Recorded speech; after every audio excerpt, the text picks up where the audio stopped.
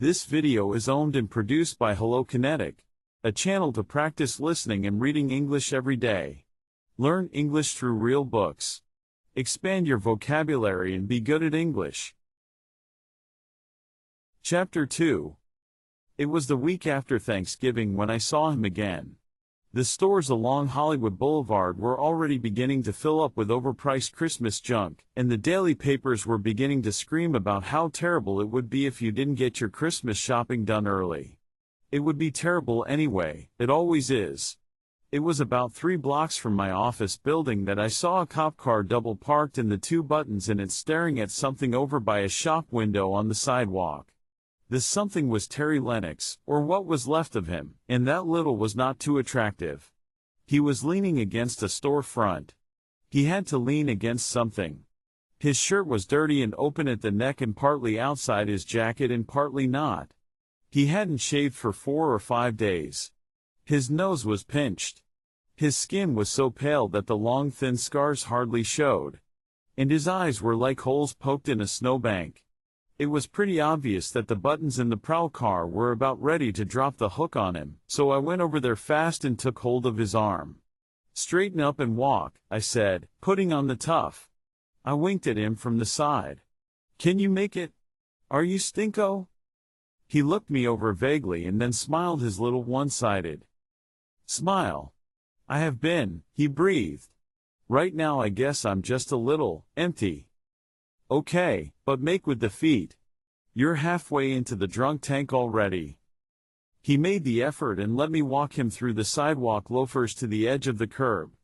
There was a taxi stand there and I yanked open the door. "He goes first," the hacky said, jerking a thumb at the cab ahead. He swung his head around and saw Terry. "If at all," he added. "This is an emergency. My friend is sick." "Yeah," the hacky said. "He could get sick somewheres else." $5, I said, "and let's see that beautiful smile." "Oh well," he said, and stuck a magazine with a Martian on the cover behind his mirror. I reached in and got the door open. I got Terry Lennox in and the shadow of the prowl car blocked the far window.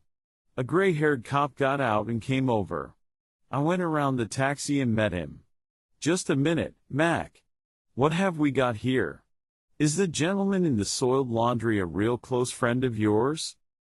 "Close enough for me to know he needs a friend." "He's not drunk?" "For financial reasons, no doubt," the cop said. He put his hand out and I put my license in it. He looked at it and handed it back. "Oh," he said. "A PI picking up a client." His voice changed and got tough. "That tells a little something about you, Mr. Marlowe. What about him?"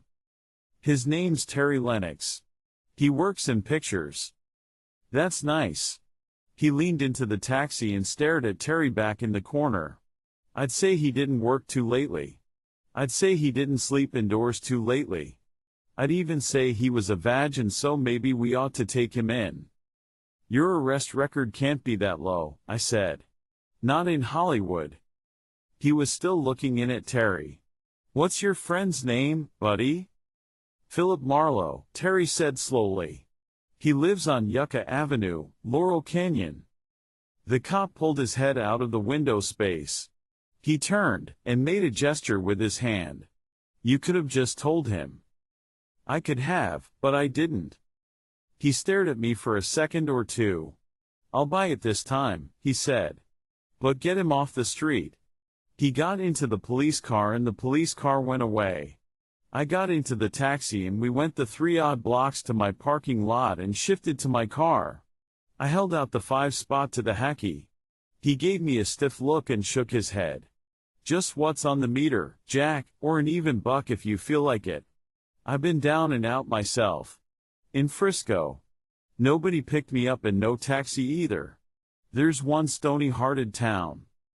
"San Francisco," I said mechanically. "I call it Frisco," he said. "The hell with them minority groups." "Thanks." He took the dollar and went away.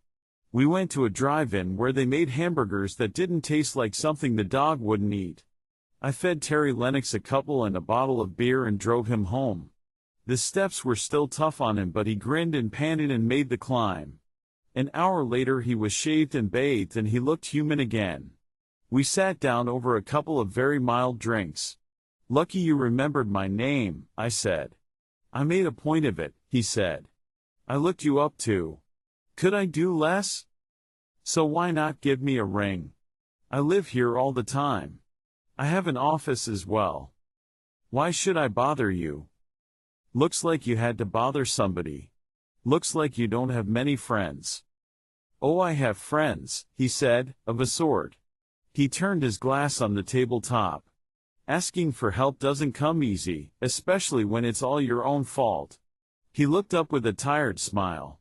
"Maybe I can quit drinking one of these days. They all say that, don't they? It takes about 3 years. 3 years? He looked shocked. "Usually it does. It's a different world. You have to get used to a paler set of colors, a quieter lot of sounds. You have to allow for relapses. All the people you used to know well will get to be just a little strange. You won't even like most of them, and they won't like you too well." "That wouldn't be much of a change," he said. He turned and looked at the clock. "I have a $200 suitcase checked at the Hollywood bus station. If I could bail it out, I could buy a cheap one and pawn the one that's checked for enough to get to Vegas on the bus. I can get a job there." I didn't say anything. I just nodded and sat there nursing my drink. "You're thinking that idea might have come to me a little sooner," he said quietly. "I'm thinking there's something behind all this that's none of my business. Is the job for sure or just a hope?" "It's for sure. Fellow I knew very well in the army runs a big club there, the Terrapin Club. He's part racketeer, of course, they all are, but the other part is a nice guy.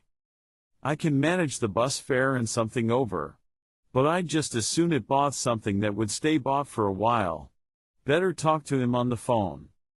"Thank you, but it's not necessary. Randy Starr won't let me down. He never has. And the suitcase will pawn for $50. I know from experience." "Look," I said, "I put up what you need. I'm no big soft-hearted slob. So you take what's offered and be good. I want you out of my hair because I've got a feeling about you." "Really?" He looked down into his glass. He was only sipping the stuff. "We've only met twice and you've been more than white to me both times. What sort of feeling?" "A feeling that next time I'll find you in worse trouble than I can get you out of. I don't know just why I have the feeling, but I have it." He touched the right side of his face gently with 2 fingertips. "Maybe it's this.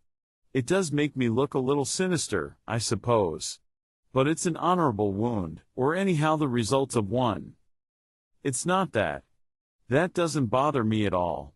I'm a private dick. You're a problem that I don't have to solve. But the problem is there. Call it a hunch. If you want to be extra polite, call it a sense of character. Maybe that girl didn't walk out on you at the dancers just because you were drunk. Maybe she had a feeling too." He smiled faintly. "I was married to her once. Her name is Sylvia Lennox. I married her for her money." I stood up scowling at him. "I'll fix you some scrambled eggs. You need food." "Wait a minute, Marlowe. You're wondering why if I was down and out and Sylvia had plenty I couldn't ask her for a few bucks. Did you ever hear of pride? You're killing me, Lennox." "Am I? My kind of pride is different. It's the pride of a man who has nothing else. I'm sorry if I annoy you." I went out to my kitchen and cooked up some Canadian bacon and scrambled eggs and coffee and toast. We ate in the breakfast nook. The house belonged to the period that always had one. I said I had to go to the office and would pick up his suitcase on the way back. He gave me the check ticket. His face now had a little color and the eyes were not so far back in his head that you had to grope for them. Before I went out I put the whiskey bottle on the table in front of the couch. "Use your pride on that," I said. "And call Vegas, if only as a favor to me." He just smiled and shrugged his shoulders. I was still sore going down the steps. I didn't know why, any more than I knew why a man would starve and walk the streets rather than pawn his wardrobe. Whatever his rules were, he played by them. The suitcase was the damnedest thing you ever saw. It was bleached pigskin and when new had been a pale cream color. The fittings were gold. It was English made and if you could buy it here at all, it would cost more like 800 then too. I planked it down in front of him. I looked at the bottle on the cocktail table.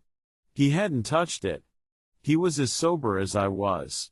He was smoking, but not liking that very well. I called Randy, he said. He was sore because I hadn't called him before. It takes a stranger to help you, I said. A present from Sylvia? I pointed at the suitcase. He looked out of the window. No. That was given to me in England, long before I met her. Very long ago indeed. I'd like to leave it with you if you could lend me an old one. I got 5 double sawbucks out of my wallet and dropped them in front of him. I don't need security. That wasn't the idea at all. You're no pawnbroker. I just don't want it with me in Vegas. And I don't need this much money. Okay. You keep the money and I'll keep the suitcase. But this house is easy to burgle. It wouldn't matter, he said indifferently. It wouldn't matter at all. He changed his clothes and we ate dinner at Musso's about 5:30. No drinks. He caught the bus on Cahuenga and I drove home thinking about this and that.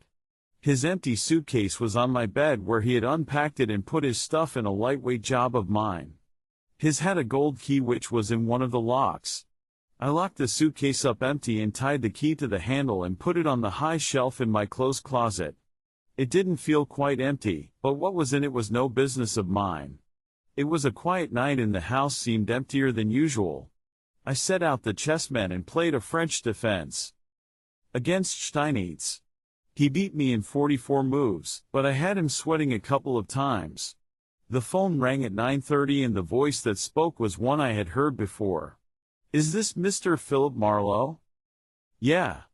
I'm Marlowe. This is Sylvia Lennox, Mr. Marlowe. We met very briefly in front of the dancers one night last month.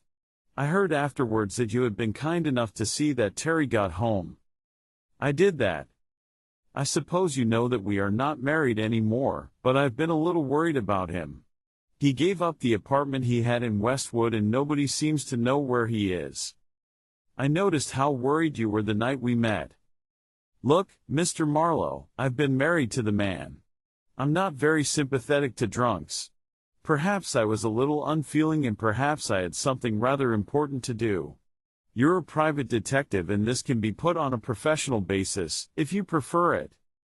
It doesn't have to be put on any basis at all, Mrs. Lennox. He's on a bus going to Las Vegas. He has a friend there who will give him a job. She brightened up very suddenly. Oh, to Las Vegas? How sentimental of him. That's where we were married. I guess he forgot, I said, or he would have gone somewhere else.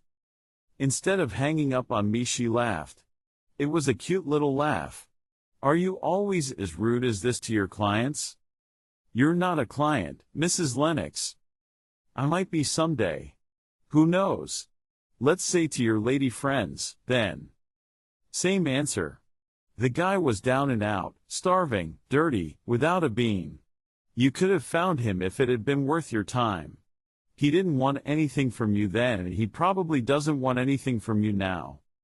That, she said coolly, is something you couldn't possibly know anything about. Good night. And she hung up.